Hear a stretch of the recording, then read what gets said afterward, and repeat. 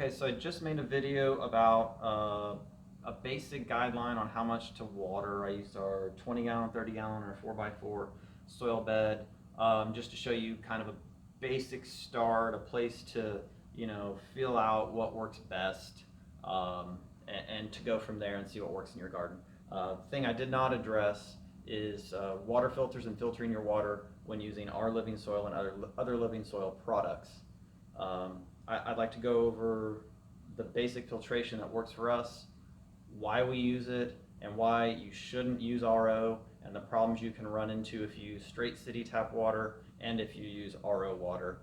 And what we have settled on is a basic sediment filter and a carbon filter, and the carbon filter is based off if you have chlorine in your water or chloramine in your water, and really that's all you need. And so I want to go over that, what it looks like, how to use it, a little more info about the issues you can run into if you don't use those, and just best practices in general.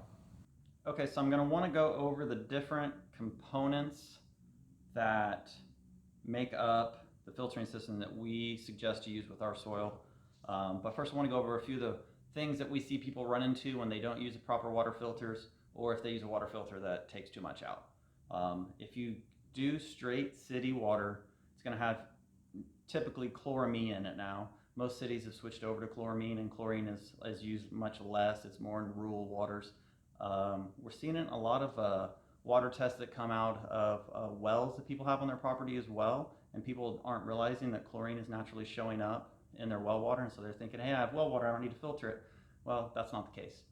The chloramine is the real hard one to get rid of. Chlorine, for a lot of years, people know you can bubble out your chlorine, you can let it off gas, you can let it sit. With chloramine, the chlorine is bound with an ammonia molecule, and it's hard to break that chemical bond. The easiest way we've seen is by using the proper filtration. You can use things like compost, humic acid, fulvic acid, things like that to try to break that bond and work its way out. The only downside I'd say to doing something like that, not that it won't work, is that there's no way to measure if it's working and to replicate that. I think on a smaller scale at a home grow, you could mess with that. But again, I would rather do something that I know is working 100%. So I would just go with the proper filtration, and then you never have to guess again about it now. That all being said, then RO should be better, right? It takes everything out. It strips it down so that it has like, no reading on ppms, all that kind of stuff. It's like bare. Well, we see the same thing happen, and it'll look the same. Somebody that uses straight city water and somebody that uses RO water, eventually, it might take a cycle, it might take 2 cycles, it might take 3 cycles. Eventually their plants will end up looking the same, and they'll look like they're having deficiencies. They'll look like they're slowly dying, and for 2 separate reasons. The straight city water, that chlorine or chloramine is slowly killing the microbes in your soil. It won't kill all of the microbes, but it'll kill enough of them that it messes with nutrient cycling. It can mess with the pH stabilization and all those things, and your plant's just going to look like straight dog shit. Now with the RO, the plant will have a similar look, but for different reasons. The RO water is stripped of the minerals, and so you're lacking those minerals that should naturally be occurring, and it throws off the balance in the soil. We see it all the time, and it's an easy fix if you do have an RO system. There's no reason to buy another filtration system. You can actually just bypass the RO canister, or if it's a third one in a big system or a little one on top, you could just bypass that and just do sediment and carbon filter. But I think people forget that water is a solvent, and that as it's passing through the ground and it's going through sand, salt, clay, rock, all that stuff, it's picking up minerals, and the RO strips those out, and those minerals are needed to properly function, for your soil to properly function and your plants to be healthy, at least in our soil. And so we see that using RO is definitely not the route to go, and doing a basic sediment carbon filter, and that carbon filter either does chlorine or chloramine. It's 2 separate filters depending on what you have in your water. If you're in a city, again, most likely it's chloramine, but you can always get a test from your local water department, and it'll tell you exactly what's in it. Now, so let's go over the different parts and how they're used, and see how it's really a basic system, and how just implementing it will ensure that you have a steady water source. Your microbes will be happy, you'll have the minerals you need in your soil, and that your garden will end up thriving. Okay, here are the basic components that are needed to filter your water so you have good results in living soil. Here's a sediment filter. Here's a standard carbon filter that'll do chlorine. And then here's a more advanced carbon filter that will do chloramine and help break that bond with ammonia. And then these are the filter housings that the filters will actually go into.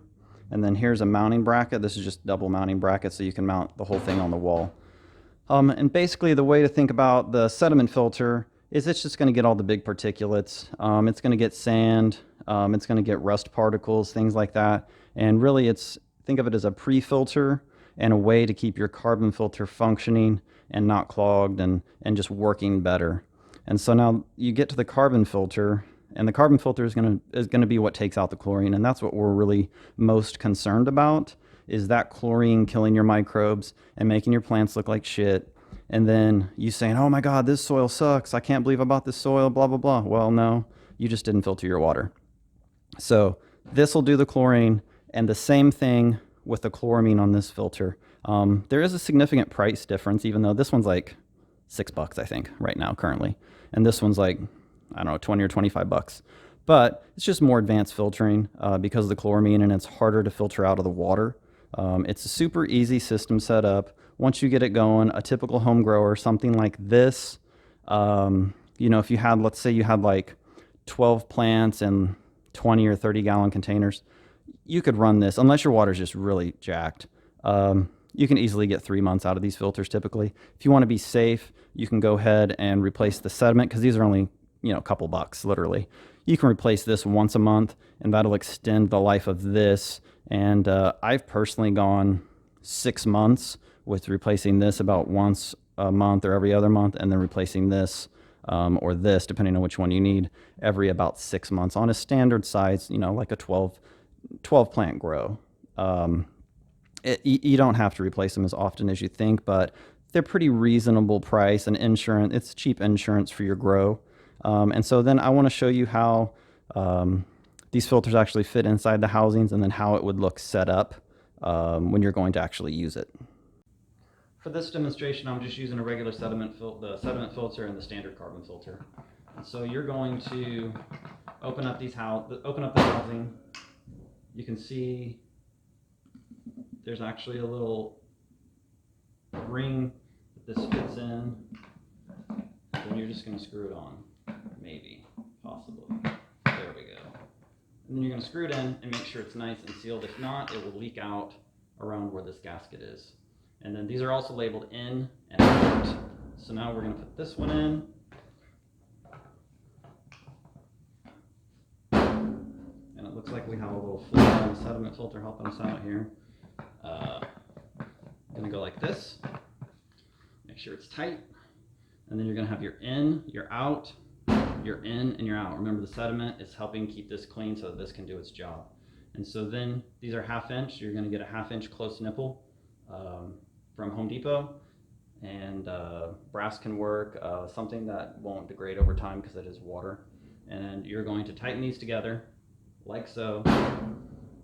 And then you're going to mount them to the bracket like this, be able to hang it on the wall. And then depending on what fittings you have coming in, you can do a hose adapter or something that goes straight to your faucet if it's like a small home grow, or if you want to hard plumb it if it's a standard, like a commercial grow. And you can also get a bigger housing if it's commercial grow and you need a higher flow rate of water. And then coming out 1/2 inch as well. And the same thing is you could have a valve here if you're a home grower and just a hose on it to fill buckets or things like that.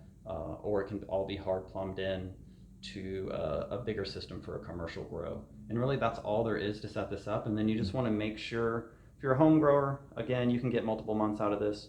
A commercial grow, depending on how much water you're actually using, putting in your SOP to change out the filters, or at least check them once a month minimum, depending on how much water flow you're actually using. But it's definitely a good idea to stay on top of that. And just it's like, again, it's cheap insurance. And this is the number one thing I see people screw up on, is just water filtration or lack thereof, or improper water filtration. And with this basic setup, we can cut out like 80% of the bullshit you're going to run into when you're growing in living soil. Okay, so this is how ours is set up in the warehouse that we use here. They're different colored housings, but it's all the same setup. You can see the mounting bracket, the two housings, sediment on this side, carbon on that side, and you can see that's our water inlet going into the sediment filter, going into the carbon filter, and then this is our hose going out to where we fill buckets and things like that to water with. So that's the basics of why we filter in living soil and how to filter it. Just remember, if you have chlorine, you want to use a chlorine filter. It will not take out chloramine. And if you have chloramine, you want to use a chloramine filter. Other than that, it's a pretty simple process. You'll notice your plants are healthier, your soil's going to be happier, your microbe population is just going to want to flourish instead of be inhibited by the chlorine and chloramine. And as always, if you enjoy this content, if you found this helpful, you can follow us on our Instagram, you can like our Facebook, or you can subscribe to us on our YouTube.